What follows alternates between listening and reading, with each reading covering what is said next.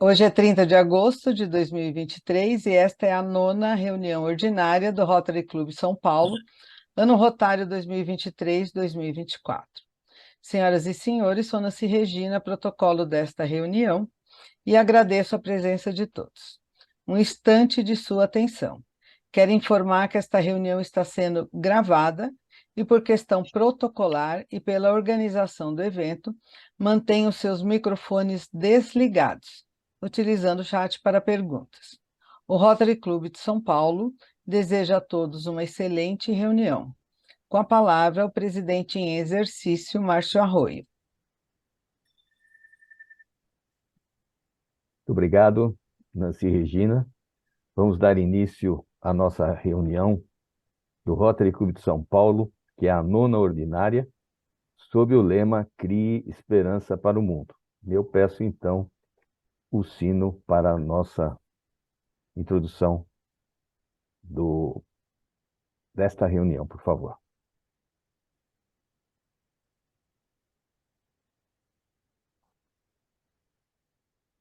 Aí.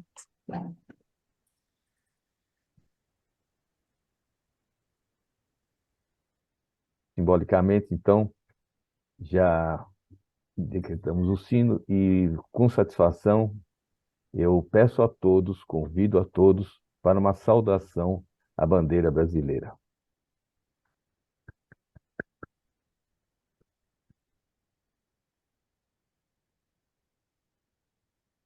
Obrigado pela saudação à bandeira brasileira.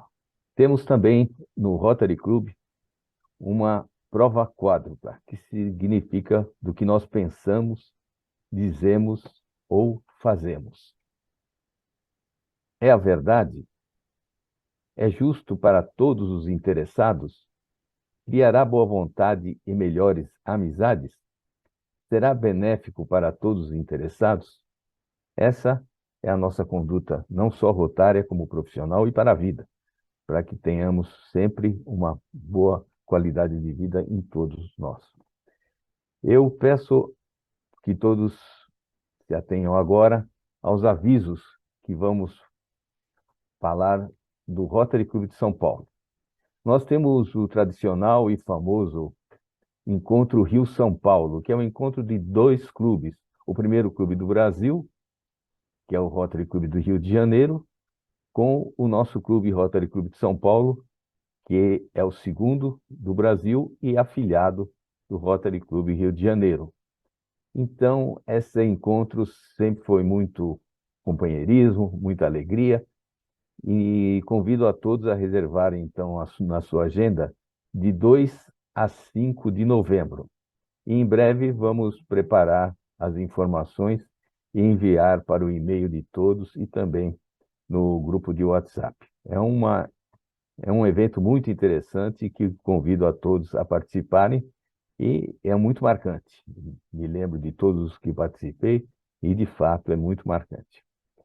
E queria também dar uma notícia muito interessante, que é no próximo dia 4 de 9, na segunda-feira, às 17 horas, na Associação Comercial de São Paulo, irá inaugurar a sala Robert Schwery, em homenagem ao nosso querido companheiro falecido em março, e que merece muito mais homenagens desse tipo, que foi um grande homem lá na Associação Comercial de São Paulo, na Federação das Indústrias e também no Rotary Club, onde foi presidente do Rotary Club São Paulo Leste e também, ultimamente, era nosso querido associado, e muito bem merecida essa homenagem da Associação Comercial de São Paulo.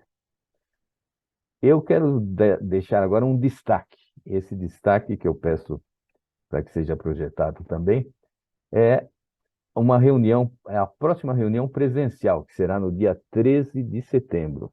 Iremos receber o prefeito da cidade de São Paulo, Ricardo Nunes. E eu conto com a presença de todos e que guardem essa data para que possamos prestigiar. É uma reunião muito interessante e temos que estar sempre ciente da cidade de São Paulo.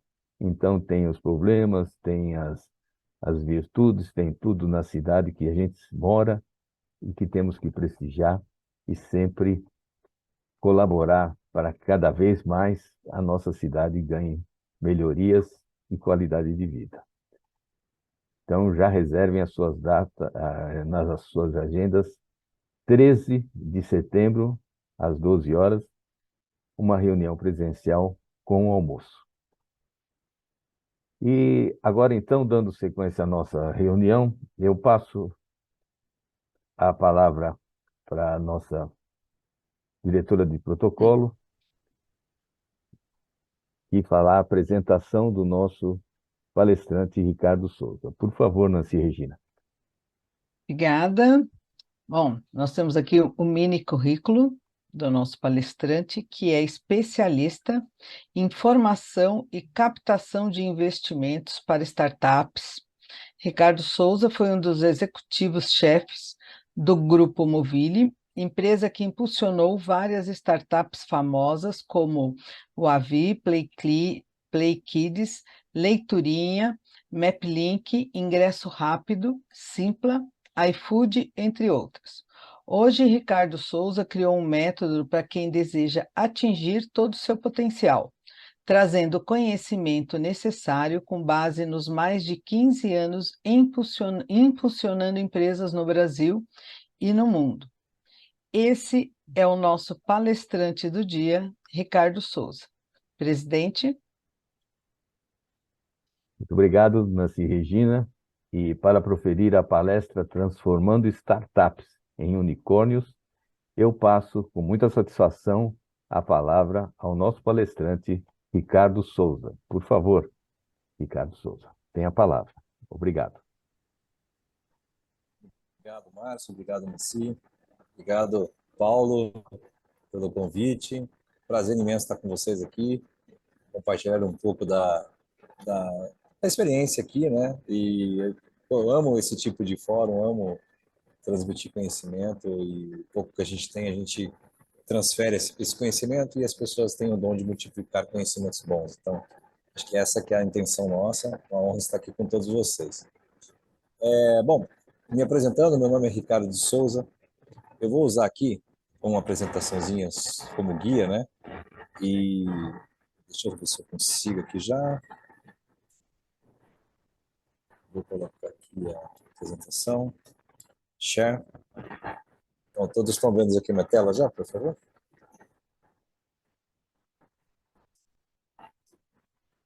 Agora sim. Vamos sim. Ok. A minha brincadeira aqui, não se assustem com a imagem, né? É porque os unicórnios comem arroz com feijão. Eu utilizei aqui aquelas ferramentas de inteligência artificial. Eu falei, crie um unicórnio comendo arroz com feijão. Essa foi a imagem gerada artificialmente aqui. Falando de tecnologia. Meu nome é Ricardo de Souza, as pessoas me conhecem como Souza. Muitos me chamam de Souza do iFood, porque o iFood realmente foi um case de sucesso muito grande, né? Brasileiro, 100% criado no Brasil. Então, por que eu uso isso daqui, né? O iFood não foi a primeira empresa que nós fizemos, que a gente chama de unicórnio, né? A gíria do unicórnio é uma empresa com, né, eu vou até falar aqui, com valuation acima de 1 bilhão, né, de dólares. A brincadeira primeiro foi o Play Kids, né? 100% feito no Brasil. Nascemos em Campinas, na cidade de Campinas, São Paulo, onde o Play Kids, só para vocês terem uma ideia, ele foi o aplicativo para a categoria Kids, criança, mais baixado do mundo.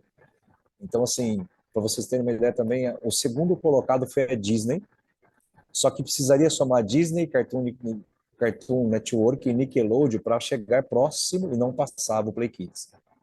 É um aplicativo que foi uma febre global, e basicamente o Steve Jobs em pessoa, ele participou de uma reunião, uma única reunião, e falou, eu gostei tanto do aplicativo que eu quero ele no iPad. Na época nem existia o iPad. E aí, quando fizeram o lançamento do iPad, toda a Apple Store, quando você abria a porta da Apple Store, você dava de cara com o iPad rodando o Play Kids, que esse era o procedimento da época. Obviamente, isso fez com que o aplicativo tivesse muito destaque, né? E aí, fizemos várias outras empresas, né? Muito do B2B, mas também no B2C, e aí a minha terceira e última empresa lá no grupo foi do iFood, que realmente mudou o hábito de consumo, né? Ontem eu palestrei no Nova Bra, falando essa mesma apresentação aqui, e eu falei, poxa, em 2009, quando a ideia do iFood nasceu, ninguém imaginava que você não iria mais ligar para a pizzaria para fazer um pedido de pizza e você iria ficar configurando uma pizza no aplicativo, a borda, o recheio, sem cebola, com Coca-Cola, a forma de entrega, né? Como isso mudou em tão pouco tempo, né? Então, a gente, é um grande orgulho fazer isso, do tipo, é mudar o hábito de consumo. As pessoas já falam assim, ah, não vamos pedir uma pizza. O pessoal fala, vamos pedir um iFood, e a gente acaba se virando aqui. Como eu disse, uma empresa unicórnio, uma empresa que ela tem um valuation de US$ 1 bilhão, é uma brincadeira, obviamente, porque nem a palavra unicórnio se refere a essa maneira de startups e nem existe a palavra startup também no dicionário. Então, uma startup, né, o que que é? Eu sempre coloco. É uma empresa que ela foi fundada recentemente e que ela tem um alto poder de escala. Existem dois poderes de escalas, né? O escalonável e o escalável. Eu sempre explico de um exemplo muito lúdico assim, né? Uma loja, por exemplo, de lingerie de um bairro, ela atende o mercado dela do bairro. Ninguém vai de outra cidade para aquele bairro para comprar uma peça de lingerie. Mas no momento que ela coloca o e-commerce, ela consegue vender para qualquer lugar do Brasil, ela se tornou escalável. Já escalonável é quando você tem, por exemplo, faz um hambúrguer maravilhoso na sua cidade, e a sua cidade gosta de comer hambúrguer com você, e você resolve transformar isso numa franquia. Então, você não consegue entregar o hambúrguer via frete para qualquer lugar do país. Então, você cria uma franquia e as pessoas vão abrindo restaurante nessas cidades e as cidades começam a ter o hambúrguer em cada uma na sua cidade. Por exemplo, o Madeiro Burger, o Jerônimo, tem feito isso levando o produto dele. Então, um é escalonável e o outro é escalável, né? Aí as pessoas perguntam, de onde que nasceu essa ideia da China, né, do iFood? Foi uma cópia muito bem feita. Eu digo que o bom é aquele que copia e melhora, e não aquele que cria. O que cria leva muito tempo para criar e para copiar você consegue fazer isso muito mais rápido. Foi um case da China. Em 2009, nós fomos convidados pela Baidu para visitar a China. E aí algo chamou muita atenção nossa, né? A gente viu várias motos passando no semáforo, mas muitas motos passando no semáforo, toda amarelinha, essa corzinha aqui. E a gente olhou para a cara do outro e falou, pô, acho que as motos da China são tudo amarelas, né? E quando nós chegamos no lugar para fazer reunião, tinham várias motos paradas e essas motos entregando comida. E foi a primeira vez que a gente viu isso. Falou, nossa, olha que incrível. Fomos estudar a empresa, se chama Meituan, hoje ela está gigantesca, gigantesca, mas na época ela já valia US$ 3 bilhões. Então qualquer coisa na China que você faz ali, você fala, nossa, como cresce muito rápido isso. Então a ideia foi implantar o iFood no Brasil. Eu conto essa história porque é o meu dia a dia de startups, né? Hoje eu acelero startups, então eu digo o seguinte: primeira coisa que você olha é quais são os concorrentes. Esses eram os concorrentes da época, né?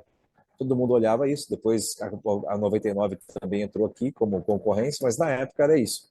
Este é o cenário das empresas que estavam querendo entrar no Brasil antes do iFood. A primeira coisa é que todos esses concorrentes possuem fundos bilionários por trás. Então, obviamente, será que dá para empreender? Quando você olha, por exemplo, essa empresa deste tamanho, essas concorrentes desse tamanho, a primeira coisa que vem é o medo de empreender. É o medo de falar, pô, como é que eu vou brigar de frente com concorrentes desses? E pode ter certeza que dois deles tiveram reuniões estratégicas conosco, dizendo assim, eu de vocês nem tentaria entrar nesse mercado, porque nós somos internacionais, temos dinheiro de sobra, e obviamente a gente vai fazer um estrago no Brasil e vocês vão perder muito dinheiro. A parte boa, e cada slide que eu passo aqui, hoje ninguém lembra dessas empresas para delivery de comida, né? As pessoas pedem iFood. Então, ou seja, essas concorrências não foram páreo para uma ideia muito bem executada. Agora, esse para mim é um problema gigante, que as pessoas sempre falavam assim, olha, lá na China pode ser que dê certo, no Brasil não vai dar certo. Porque como é que você vai convencer o fubá, colocar no bar dele um computador 486, uma internet de banda larga, comprar uma moto e contratar um motoboy como CLT? Esquece, né? Eu já sou mais antiguinho assim, então na minha época existia uma expressão que as pessoas não usam hoje, que é assim, falar, aqui a internet não chega. Então o fubá falava, olha, a internet nem chega aqui ainda. Então, pelo amor de Deus, como é que a gente vai fazer isso? Se eu colocar um computador, o pessoal vai roubar. Se eu contratar um motoboy, ele vai quebrar a canela dele, vai ficar 6 meses afastado e eu pagando o salário dele. E se colocar a moto aqui, essa moto ele vai usar para tudo menos para fazer entrega de comida. Então, como é que você resolve esse problema? Uma coisa muito legal, que foi uma virada de chave gigantesca para o iFood, foram essas maquininhas. Só para vocês entenderem, com a chegada do 4G, as primeiras maquininhas estavam sendo sucateadas, jogando fora essas maquininhas. E aí, o primeiro iFood foi um sistema que pegava essas maquininhas usadas e colocava lá dentro do sistema. Quando você colocava lá dentro do sistema, a maquininha já era um ponto de internet, já era uma impressora, e aí a gente simplesmente uniu isso com uma cooperativa de motoboy, que na época nós fizemos a aquisição de uma empresa chamada Rápido, né? E aí, ou seja, a gente falou para o Fubá o seguinte: Fubá, coloca essa maquininha na tomada, tem energia elétrica? Tem. Coloca aí. Se imprimir, entregar o hambúrguer lá para o Márcio, você faz exatamente como ele falou aí na notinha, no papelzinho, e pode ficar tranquilo que o motoboy vai aparecer para pegar esse lanche e entregar para o Márcio. Falou, como assim? Faz o hambúrguer que dá certo. Aí ele fez o hambúrguer, e aí o motoboy apareceu, vai ter algum pedido para o Márcio? Tem, entrega, e magicamente começou a entregar. Então, essa nuvem de motoboys, né, e resolvendo o problema da informatização com o Fubá, foi o grande sucesso que isso começou a fazer. O grande ponto que eu quero dizer é o time to market, né, que as pessoas falam tanto assim. Se você deixar as pessoas empreenderem, criarem a startup, sabe, ela criar, ela vai falar assim, não, vamos fazer uma inteligência artificial, vamos colocar uma internet de Starlink, elas começam a complicar demais, assim. E na verdade foi pegar uma máquina usada que estava sendo jogada fora, colocar um sisteminha nela, e tudo que o Fubá precisa é de um papelzinho. Então, se você deixa as pessoas saírem criando impressoras, computadores de última geração, ou seja, o gasto é infinito e isso não se sustenta. A outra coisa bacana que eu gosto de falar é o seguinte, né? A gente até brinca assim, o iFood lançou a Anitta no mercado. Porque o que acontece? A gente precisava agora de divulgação. As pessoas precisavam conhecer que dá para fazer pedido de pizza, né, e de hambúrguer por aplicativo.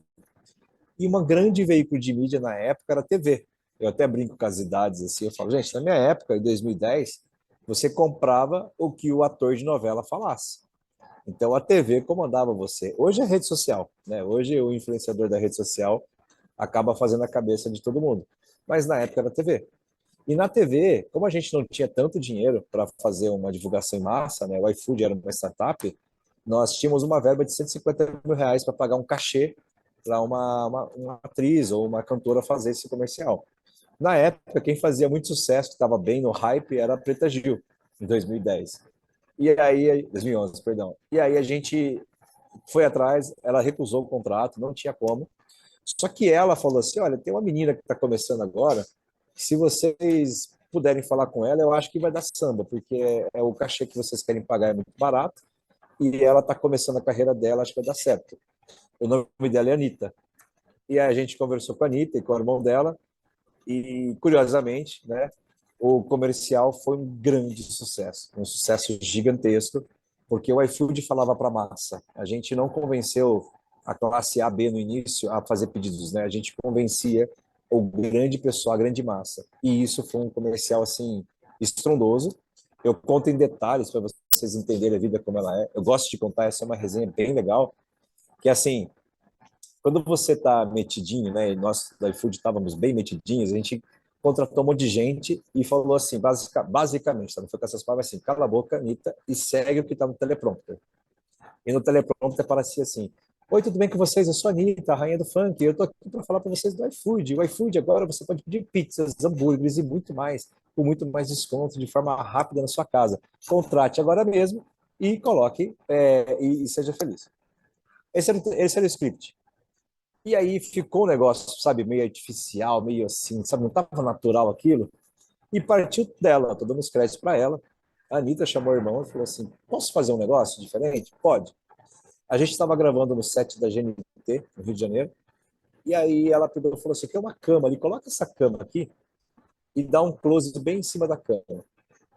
E ela falou: espera um pouquinho. Ela saiu e quando ela voltou só de lingerie.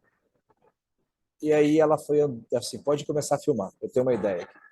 E aí foi filmando ela foi andando bem lentamente, subiu na cama, começou a gatinhar na cama, e ela ficou de cara com a câmera, e ela pegou e falou assim: oi, tá na hora da comida.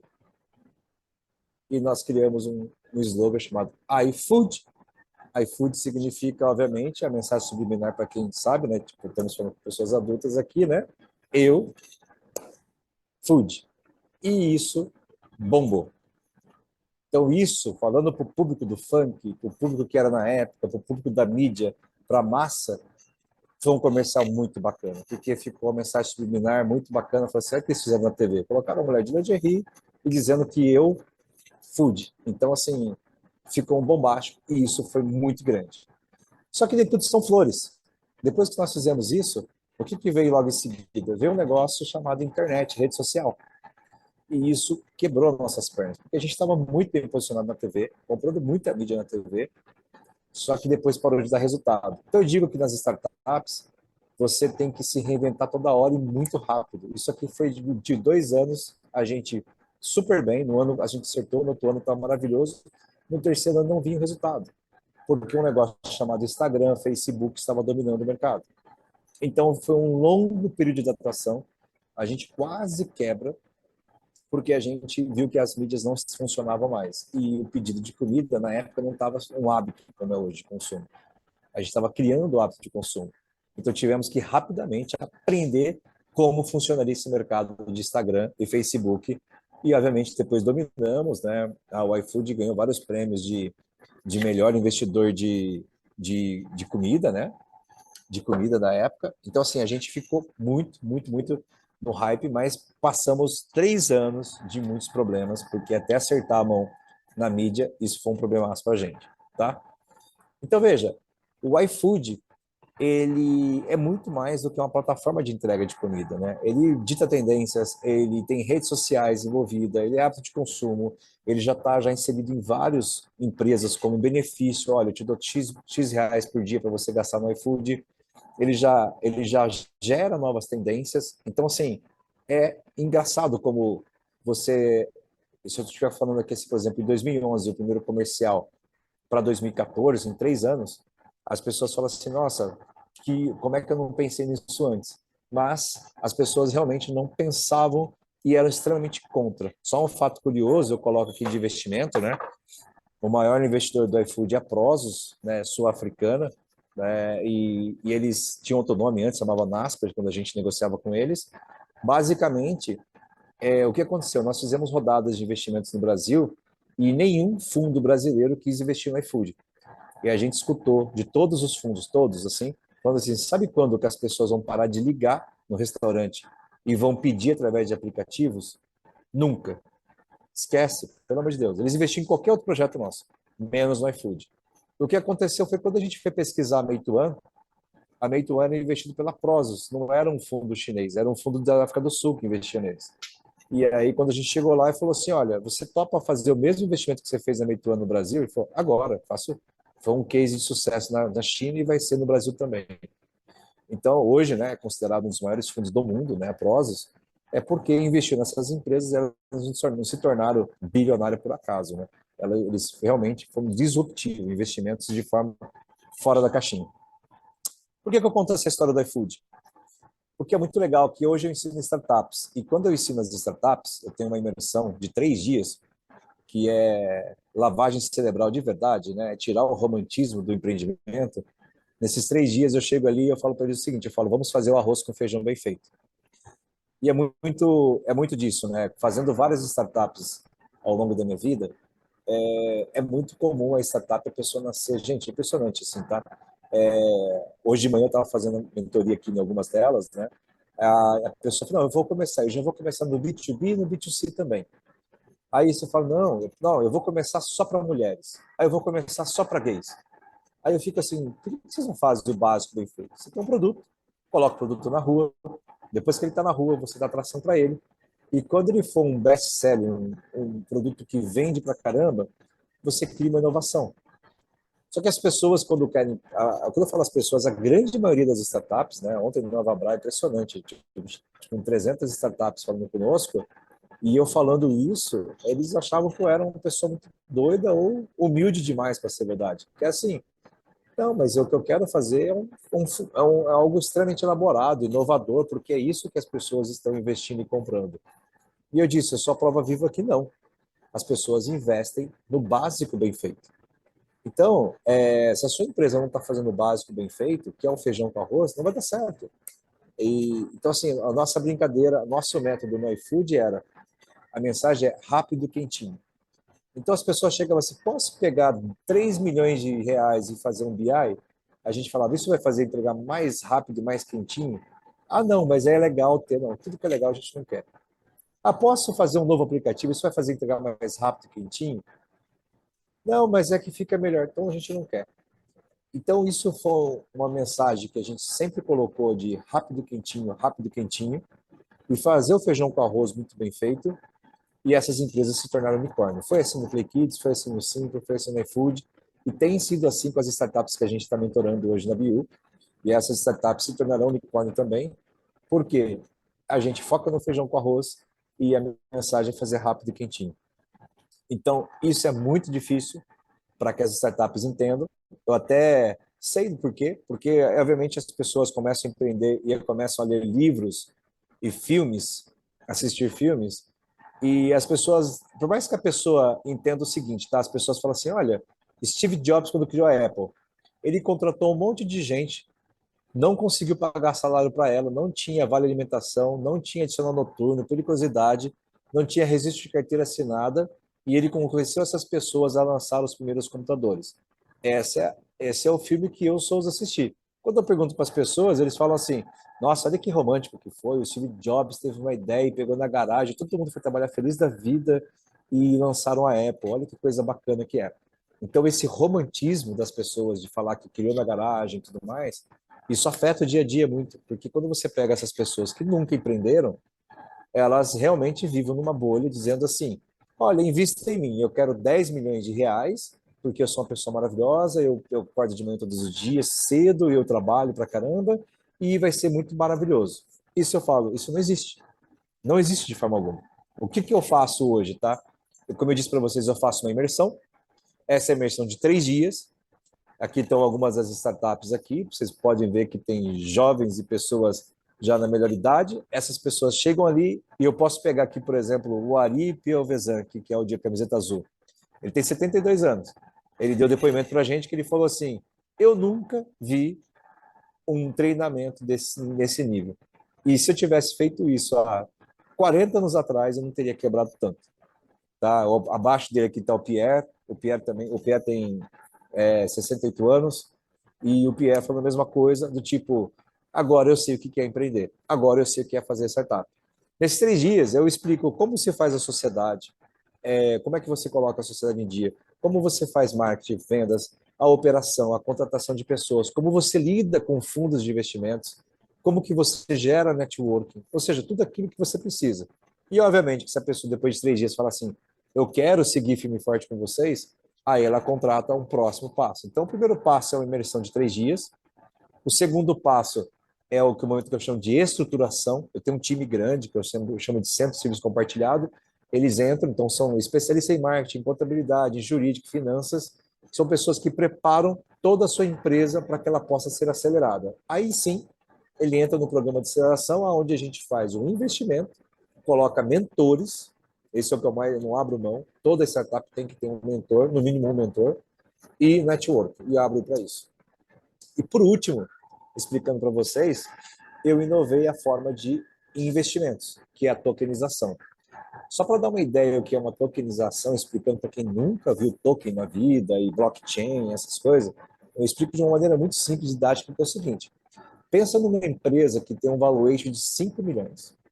O contrato social dela, por exemplo, eu tokenizo aquelas cotas. Se tem 1.000 cotas, eu pego, por exemplo, 100 mil cotas, 10%, e tokenizo isso a mercado.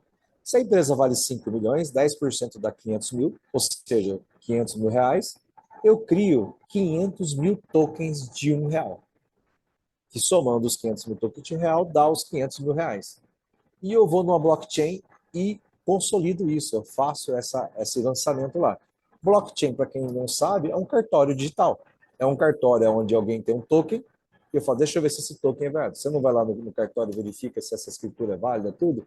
O blockchain é isso, é um cartório digital. Você chega ali e fala, ah, tá, isso aqui é um contrato, foi tokenizado, um contrato social que foi tokenizado 10% e você tem um token entre os 500 mil tokens que foram emitidos. Depois, bem, uma pessoa física para fazer um investimento, ele simplesmente faz um Pix para uma exchange, assim como você vai comprar dólar, existe exchange digital, e você compra, por exemplo, aqui o dólar digital, você pode comprar o real digital também.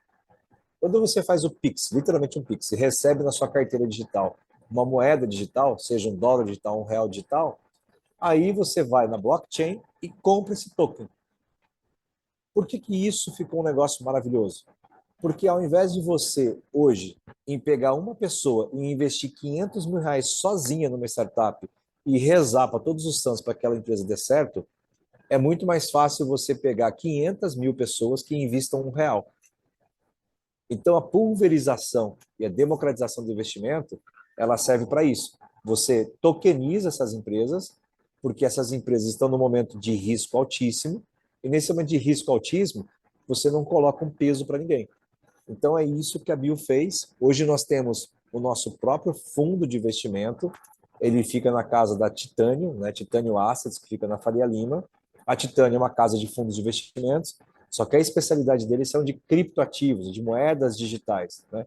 Então, ele já tem vários fundos ali. Nós temos um fundo de investimento, se chama Upstars, é o fundo que ele já está tokenizado, ou seja, ele pode fazer compra de ativos digitais, onde a gente convida pessoas para investirem nesse fundo e investirem em startups. Por que que você investiria numa startup ou num fundo de criptoativos, né, vamos dizer assim? Primeiramente, porque a Bio ela foca no early stage. O que que é o early stage? São as empresas no comecinho. Obviamente, eu não pego empresas no papel, no PowerPoint, na planilha, não é isso. Eu pego empresas que estão dando certo e colocando conhecimento, network e dinheiro, eu faço ela dar certo mais rápido. Então, por exemplo, se eu pego uma empresa que ela tem um valuation de 500 mil reais no ano 1, ano 2 ela tem 1,5 milhão, ano 3 ela tem 3 milhões.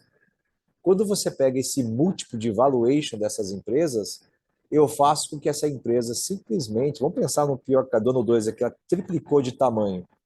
No que você está investindo hoje que triplica de tamanho em 2 anos, em 3 anos? Basicamente nada. Então, esse tem sido o sucesso do nosso fundo.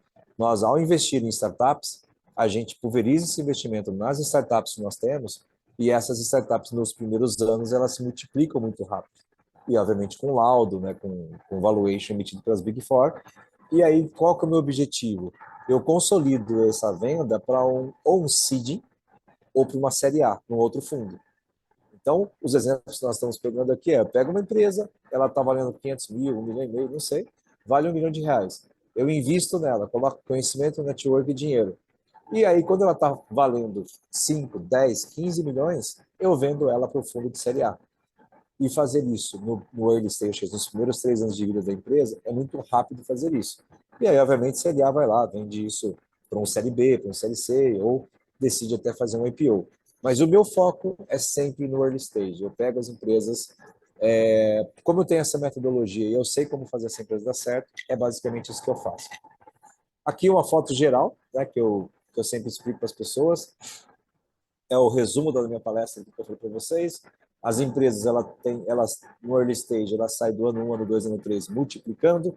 Então, se você colocou $1 no ano 1, neste caso aqui assim específico, ela valorizou 6 vezes no ano 3. Então, você ganhou 6 vezes o que você investiu ali, para cada $10, $60. Você tem 3 passos que você faz na nossa empresa, que é passo 1, passo 2, passo 3, imersão, estrutura a empresa e acelera. A Bio fica de mãos dadas enquanto a gente não vender as participações do fundo nosso. Nós ficamos de mãos dadas com essa startup. E esse tem sido a grande novidade, né, no mercado brasileiro, o que a gente tem feito para dar super certo. Quem quiser escanear aí, esse é o convite para a nossa rede social, o nosso QR Code, é onde a gente convida vocês a curtirem nosso Instagram e fazer parte disso. Então, o objetivo meu aqui hoje era mostrar como as pessoas estão investindo em startups, por que elas investem em startups através da BU, por que se fala tanto de cripto E o que nós, né, da BioEducation, tem feito com as startups para elas não quebrarem, né? Eu até paro de falar esse negócio, para não quebrar, para elas darem certo, né? Realmente, toda a ideia, chega a ideia e fala assim, cara, eu quero dar certo, quero dar certo, quero dar certo. Tá, você não está dando certo, primeiramente, porque você precisa de uma lavagem cerebral, tirar o romantismo e tudo, entender que isso é um negócio. Segundo, você precisa agora de um método, e depois você precisa agora de investidores que queiram investir ali. E, obviamente, não colocar mais em risco o dinheiro das pessoas. Uma coisa que eu não comentei, né?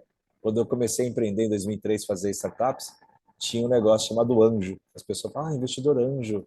Aquela pessoa que vem voando e coloca, sei lá, R$ 500 mil na sua empresa, depois ela torce para dar certo. Eu digo que o anjo cansou de ser anjo, pelo menos eu não vejo mais anjo aqui na face da terra, não. Hoje o mercado está super acirrado, mas tem forma de eu fazer isso. Eu divido esse anjo agora através de um fundo, com CVM, sabe, fazendo de forma correta, com compliance, e acelero as empresas para darem certo. É isso, Márcio. Obrigado, gente. Estou aqui aberto para dúvidas e perguntas e tudo mais. Parabéns pela apresentação, muito boa, muito clara e muito dinâmica, né? E a gente vê que startup tem que estar se atualizando também, né? Tudo na vida agora, nessa tecnologia atual, tem que estar se modernizando a cada dia. Temos uma pergunta aqui do Ricardo Piragini. Quer fazer a pergunta, Ricardo? Por favor. Márcio, na verdade, eu acho que houve alguma confusão. Eu não tenho perguntas, não. O meu xará aí É.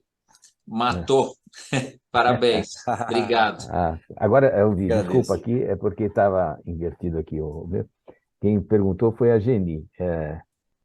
Muito inspirador a sua história. Como você vê o uso da inteligência artificial aplicada aos negócios e como manter antenado com rápida e a escalada, a popularização dessa frente? Muito legal. Nós temos uma startup, é a Gênesis, né, do João Galdino, professor da Unicamp aí de Campinas, lá de Campinas, né? A gente usa muita inteligência artificial para substituição de tarefas repetitivas de processo, né? Então, dá muitos exemplos aqui. Todas as startups eu encorajo a utilizar para fazer campanhas de marketing e processo de vendas. Porque, por exemplo, né, aquele processo, só para colocar que tipo, chega uma startup, B2B, quais são as dores de uma empresa de logística? Sabe, a pessoa começa a perder muito tempo pesquisando, inventando um monte de firula, é mais fácil você perguntar para o chat GPT falar quais são as dores de uma empresa de logística, ele vai te falar. Então isso tem sido maravilhoso. Outra coisa, para esse design, como eu usei a apresentação aqui, né, do unicórnio, perdia-se muito tempo e tudo mais, hoje você pode abrir uma inteligência artificial e falar assim, cria para a gente isso. Agora, quando a gente utiliza isso com dados, por exemplo, me fale onde eu estou falhando com o meu cliente. Com base nos dados da sua empresa, ele vai te dar respostas surpreendentes. E eu brinco que não é resposta de foguete, de foguete, aquelas coisas malucas. Ele vai te dar uma resposta simples. Ele vai falar assim, olha, você não entra em contato com o seu cliente por quanto você poderia entrar. Empresas do seu ramo deveriam entrar em contato 3 vezes por semana e você só entra em contato uma vez por mês. Então, assim, e aí as pessoas até brincam, pô, não precisa nem de chat GPT para fazer isso, inteligência artificial, né? Mas é coisas que ele vai te alertando e ele vai te mostrando, porque ele fala, olha, se a inteligência artificial está guiando a tua empresa, ele olha os números e ele fala coisas óbvias, fala assim, olha, os seus vendedores não estão fazendo tanto de visitas como deveriam fazer e por isso você vai ter uma queda de receita. Então, usar nesse sentido, eu acho muito bacana. Eu sempre falo que usar a inteligência artificial, então, para melhorar a vida do ser humano é a melhor coisa que a gente poderia fazer. Tá ótimo. Muito obrigado pelas explicações, obrigado pela brilhante palestra. E nós vamos enviar um certificado por sua palestra, que eu peço que seja projetado agora. Ricardo Souza, reconhecimento por sua palestra no Rotary Club de São Paulo, transformando startups em unicórnios. 30 de agosto de 2023. O nosso Legal. presidente Irineu de Muro. Muito obrigado, então. Muito obrigado. Eu cometi uma indelicadeza, eu não coloquei meus contatos. Vocês querem que eu coloque meu contato aqui Por favor, pode no colocar, chat mesmo? sim. Isso, pode Vou sim. colocar aqui, tá? Tá ótimo. Eu queria também pedir agora a palavra ao nosso companheiro Paulo Campos, que foi o anfitrião do nosso palestrante Ricardo Souza. 2 minutos, por favor, Paulo Campos.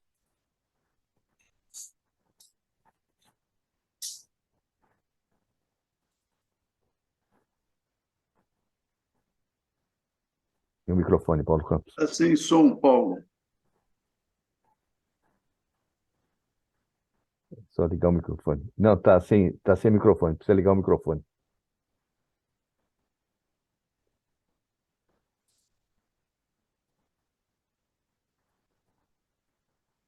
É, tem que ligar o microfone, talvez aí no canto esquerdo da tela. Acho que ele está no celular. O É, celular é pequenininho, bem embaixo, Paulo. tá com dificuldade de falar. Mas nós agradecemos ao Paulo Campos pela excelente indicação da palestra do nosso Ricardo Souza, que foi bastante brilhante. Obrigado, viu, Paulo? E eu queria passar, então, a palavra para a nossa protocolo, Nancy Regina, para a apresentação dos convidados e visitantes. Por favor, Nancy. Posso me despedir de vocês? Pois não. Então, eu Não, posso falar a palavra a você, Ricardo Souza. Não, gratidão, gente, pelo tempo, um prazer. Deixei meus dados aí, meus contatos. Qualquer Obrigado. dúvida de como investir, de como trazer startups, estou aqui à disposição para servir vocês no que vocês acharem melhor. E boa reunião aí para vocês, viu? Até mais. Muito obrigado pelo Obrigada. prestígio aí. Obrigada. Obrigado. Excelente. Ok, então, retomando aqui, finalizando, no pico da nossa reunião, nós tivemos mais de 40 pessoas presentes, e agradeço aqui aos nossos visitantes. Tivemos o Diogo Vicente da Costa, que é convidado da Fernanda Machado e noivo dela, a Elisandra, que é convidada da Larissa, que é rotariana do Clube de Itaquaquecetuba, Iratelma Mendes, Raul Curro, que é convidado do Mirchad, a própria Fernanda Machado, que é de BH, mas em breve estará integrante do nosso clube, Camila Ortega, que é convidada do Márcio Arroio, Matheus Peregrino, convidado do Ricardo Peragini, o Jean, o Daniel Arroio, que eu preciso pensar de quem que ele é convidado, acho que é do Márcio, Luna Carneiro, Tatiane, Rainara e Douglas, obrigada pela presença de vocês, são todos muito bem-vindos e voltem mais vezes. Esses são os nossos convidados e agradecemos a presença de todos. Presidente em exercício, Márcio Arroio, por favor. Muito obrigado, Nancy Regina. Eu agradeço também a todos os convidados. Saúdo meu filho, Daniel Arroio, que participou conosco hoje também. Muito obrigado. E eu quero lembrar a vocês, convidar 2 vezes, que coloquem nas suas agendas as próximas reuniões. A semana que vem, dia 6 de setembro, que vai ser online também, nós teremos o palestrante Rafael Ribeiro do Vale, com a palestra da Independência do Brasil. É uma palestra muito interessante para nós revivermos a história e também o nosso civismo como brasileiros. E também eu gostaria de lembrá-los para guardarem essa data de 13 de setembro, daqui 15 dias, portanto, às 12 horas, um almoço presencial com a palestra do nosso prefeito Ricardo Nunes, prefeito da cidade de São Paulo, que esse é o próprio tema, o tema Cidade de São Paulo. É muito importante nós prestigiarmos essa reunião e convidarmos também outras pessoas para virem, que é também muito importante sabermos cada vez melhor e mais de nossa cidade de São Paulo. Convido a todos e que façam também multiplicar esse convite. E, dando encerramento, então, a essa presente reunião, Eu convido a todos mais uma vez para saudarmos a bandeira brasileira.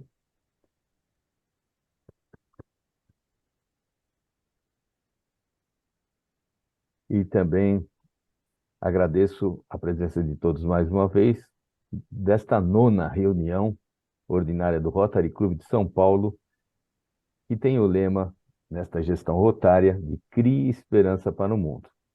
Muito obrigado a todos e